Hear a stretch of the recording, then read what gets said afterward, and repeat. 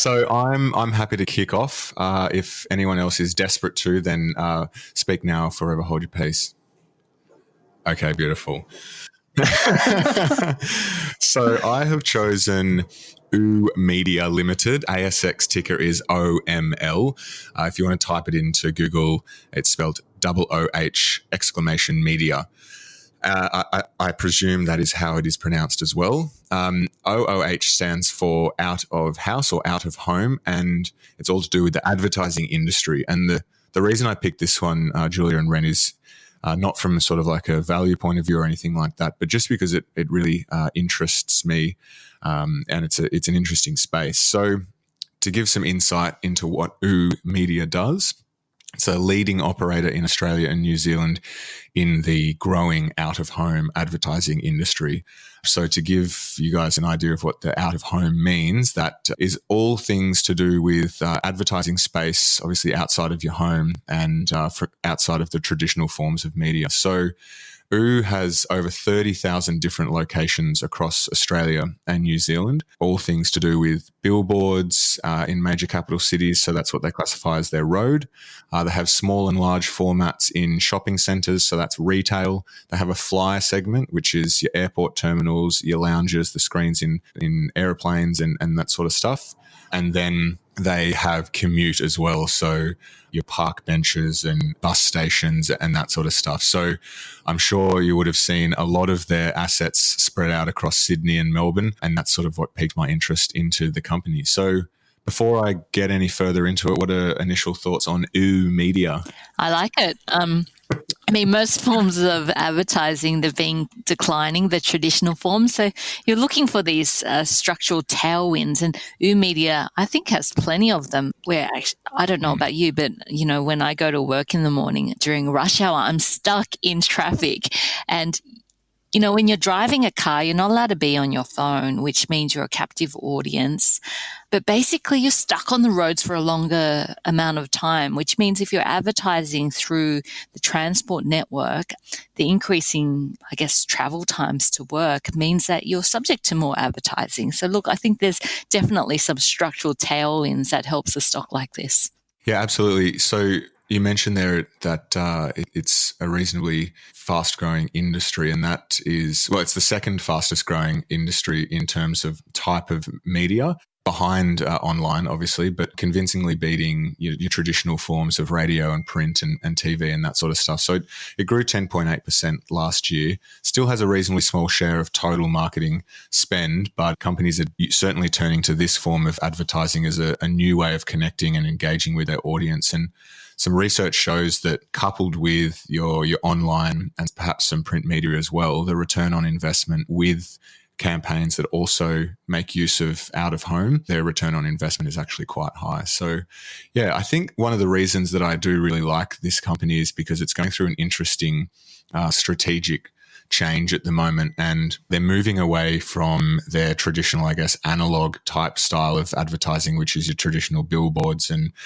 with the print on the front, to more of a digitally led approach. And so they've got about half of their revenue is now generated from their digital side. And that is coupled with the data that they are now partnering with, say, Quantium, who has a huge amount of scan data and data on customer shopping behavior and that sort of stuff. So I think coupled with that, they have quite a good, I guess, sales point compared to some of their competitors. Any thoughts, Ren? It's an interesting one for me, and probably not a company I've thought that much about. I guess if you look at the advertising landscape, it seems one by one companies have been decimated by online. You know, the rivers of gold of print media have been sort of swept away, and then TV advertising followed. I guess my question is, outdoor advertising going to be the next domino to fall, or is it somehow immune from this online disruption that all these other forms of traditional media have seen? Without being an expert in the industry. Big question, I know, yeah. But look, I'm interested to hear Julia's thoughts on this, but my initial thoughts to that, and Julia sort of alluded to it before, is that one of the advantages of this form of advertising is that you don't really get a choice when it comes to seeing it or not. Like it is there. And as companies get better, like as OO Media gets better at understanding the audience that go past these forms of media on a daily basis, they can start to really tailor their sales pitch to advertisers. And so I think across all of their assets, Media get exposure to 90% of the Australian population. So their reach is huge. And if they can turn that into a more meaningful and targeted advertising approach, then I don't really see this as the next media asset or type of media to fall to the wayside of online. What are your thoughts on that, Julia? I think Ren brings up a really good point, and that is whenever you see a structural change, and that is a longer term trend that plays out over a number of years and maybe even decades, that there are winners and that there are losers. And the losers, obviously, from this digital shift are your traditional media. So if you think about it in terms of billboards, it would be your traditional billboards that are static. And in the old days, you slop on some glue, you put your advertising up there, and that's it. If you think about that circumstance versus a digital billboard where you can charge people more money at peak times and then have a cycle and collect data, that's obviously an opportunity to lift your advertising revenue compared to a static billboard. So that digital shift means that, the traditional form of media, the static form, is probably dying out and less attractive. But the big winner is that move towards digital billboards, and the more you get, the quicker you get. That's just going to mean that you're able to make more revenue from that space, not only because you can change the advertising during the day, so you can have more than one company advertising on that billboard, but also the ability to tailor that billboard, whether it's through the weather or something that might be responding to conditions that are happening. So you can quickly change it rather than having to tear the billboard down. And then obviously the data that you can also link into that. Yeah, I think as you guys have been talking, I've sort of been thinking about it as well. And I guess, we're not giving advice, but so to be even-handed, I guess there's probably a couple of things you can add both to the bull case and the bear case around that. I guess if you look at the bear case and why online media may follow that disruption path, I guess a lot of their advertising billboards and signage would be at places which are seeing reduced foot traffic, especially things like shopping malls and shopping centres and stuff like that. And so potentially there's reduced engagement there.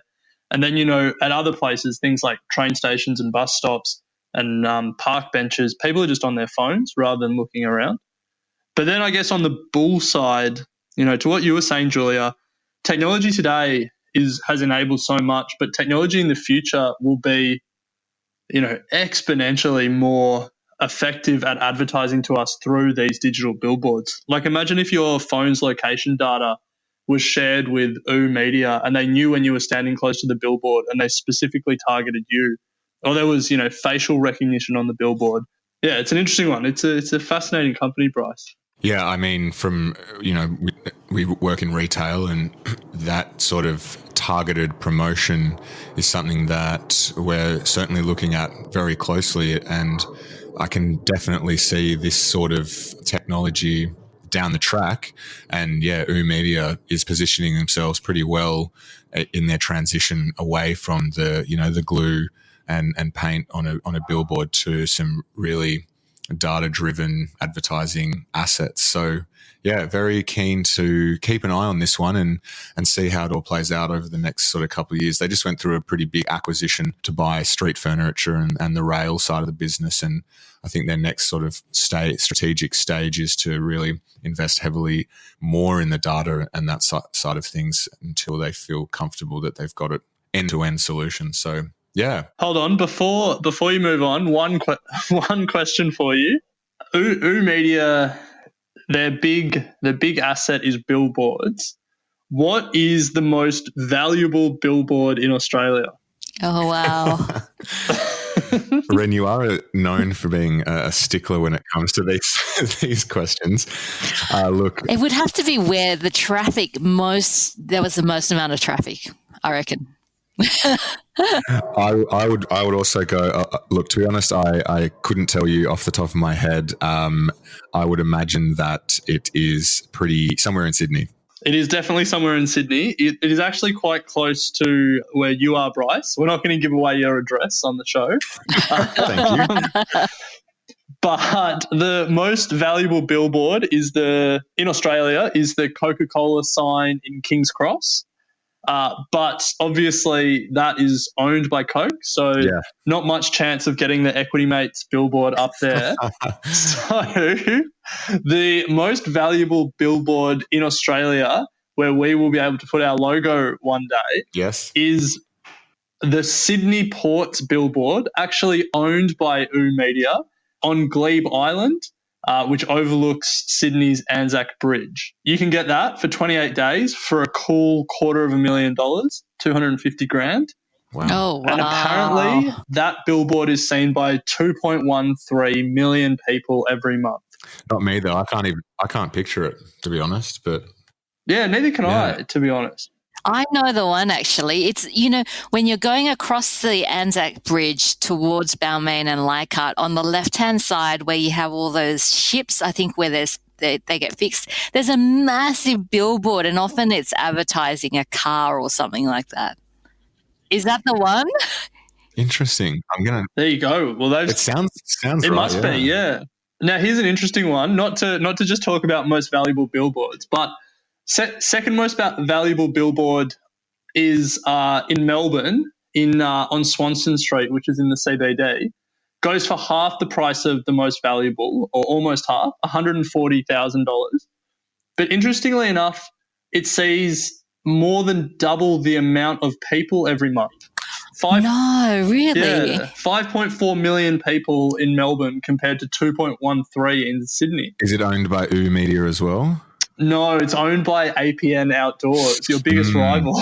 Well, maybe a couple of things. Maybe they have somehow determined that the ones driving past the Sydney one are somewhat more engaged or susceptible to seeing what's on the board. I thought you were going to say Sydney people are more valuable than Melbourne people. Well, that's a given. Anyway, that is an interesting stat. That's a whole nother podcast. Yes.